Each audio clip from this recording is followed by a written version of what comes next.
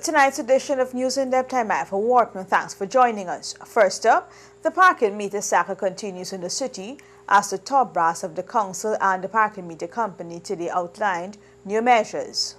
Mayor Patricia Chase Green faced the press today, one day after Chief Justice Yannette Cummings Edwards issued a temporary court order halting the parking meter program and asking City Hall to show cause as to why the parking meter contract shouldn't be quashed. Joined by Smart City Solutions officials, Green noted that services provided by the parking meter company did not fall under the city's procurement provisions. Services contracted by the council to be provided by Smart City do not appear to fall within the procurement provisions of the Municipal and District Councils Act, and therefore should be no requirement in the law for tendering of these services subject to the court proceedings. While mum on specific details of the court case, the mayor and town clerk noted that the parking meter program will resume on Monday, which would be a violation of the court order. When the program resumes, there will be several changes in effect, including a new parking structure, slashed rates, and changes to the enforcement of parking. Under the new changes, motorists will now be able to pay for time versus paying for a particular parking place, allowing drivers to move around and park in different places once their allotted time has not expired. Those working in the city will also see a slash in the price of metered parking once they park for 8 hours or more. When anyone buys 4 hours of metered parking, which would effectively cost the same as 8 hours, you'd have bonus time. The hearing, set for the 27th, will determine whether the specifics of the court order will be finalized. We will return with more news on the other side of this break. Hey, looky there. Let me go techie boots. Boots? No, mama, I ain't gonna get lock up teeth in them big stinky 30-second boots. Plus, it gonna be more cheaper online. And don't got my favorite color, pink. Let me go on. Online shopping. Cheaper, faster, better. Passback.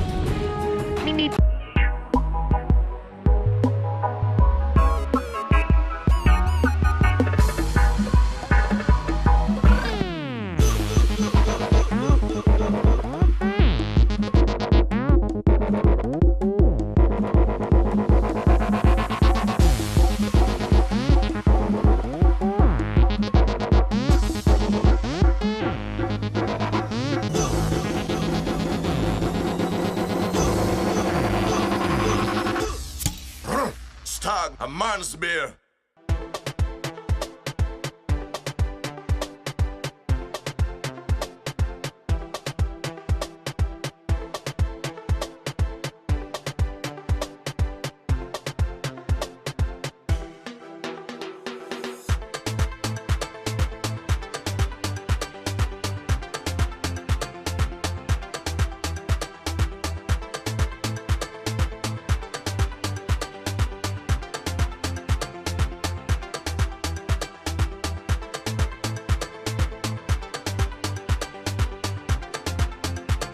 Recommendations put forward by the Private Sector Commission on the State Assets Recovery Bill were taken on board according to government. The State Assets Recovery Bill will be debated on March 9 in the National Assembly, says government's chief spokesman and Minister of State Joseph Harmon. Minister Harmon was responding to a question on whether the bill would be sent to a special select committee in light of complaints made by the private sector that its recommendations were not taken on board. The minister explained that prior to the bill being taken to cabinet, it was subject to wide consultations led by Attorney General Basil Williams. When a matter goes to select committee, it is really giving it the public and several organizations another opportunity to comment on it. And we have given them that opportunity. And if, as I said, at that point in time it is felt that it's a strong enough move to have the bill go to select committee, then that's a decision which we made. But what I want to say is that when we have an opportunity to comment on things, we have an opportunity to say things, do not stay silent until you get a chorus and then you decide, you know, this thing should go here. When you have an opportunity, ensure also that your membership get an opportunity to comment on these things. The Minister of State said legislation cannot be left stagnant given that the country has to move forward. We have to deal with issues in relation to the persons who have actually secreted state assets, and we have to have the legal coverage to go after those persons who have actually stolen, in many cases, state assets. The Private Sector Commission, in a release on Thursday, said while the consensus of businesses is that there is a need for unlawfully appropriated assets of the state to be recovered, it was felt that the SARA bill provides too much unchecked powers to the agency, and as such it should be recalled since it would impede business progress as it allowed for harassment and political victimization of legitimate businesses. Morning. Your family will love new Abbey butter spread.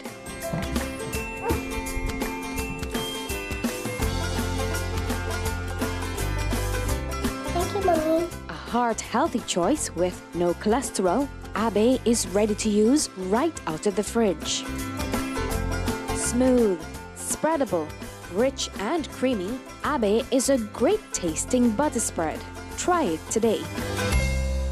Nothing compares to the class and beauty of Beeson Windows and Doors, engineered by professionals and built to last longer than the competition. Buy 10 windows and get one 24x16 bathroom window absolutely free. No tricks, no gimmicks, and no hidden fees. Prices starting from $13.5 VAT inclusive. So visit our showroom today at Lot 1228 New Eccles Industrial Site or BPAT's building on Regent Street and save big on UPVC or aluminum windows. To order now, call 622-4197 or 226-1292.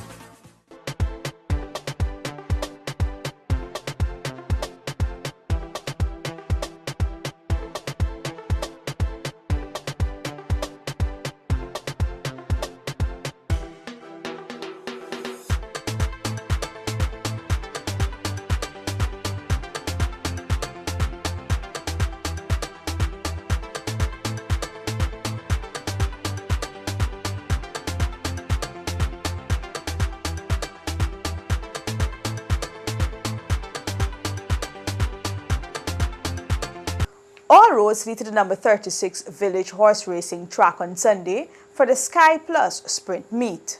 Sky Plus Sprint Track will run off a grand one-day horse race meeting this Sunday at the Nanpasod number 36 Village Racetrack.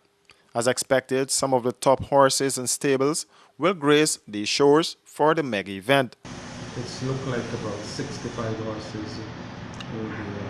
The entry going to be more because maybe 74 entries or so. And it's not a lot of plan because all the plan that we have current and what we want to do, we think it's there already on the ground, and the condition is really dry and good for spectators, good for the horse. And after this race meeting, we may have come to see what plan we get for the next race meeting, what we may want to build on the tracks and all of that. Feature race of the day will see the D and Low Thoroughbreds galloping for a purse of $400,000. 7 races are slated for the day's event. That's a wrap for this edition of News in Depth. Do have a pleasant weekend. See you here on Monday.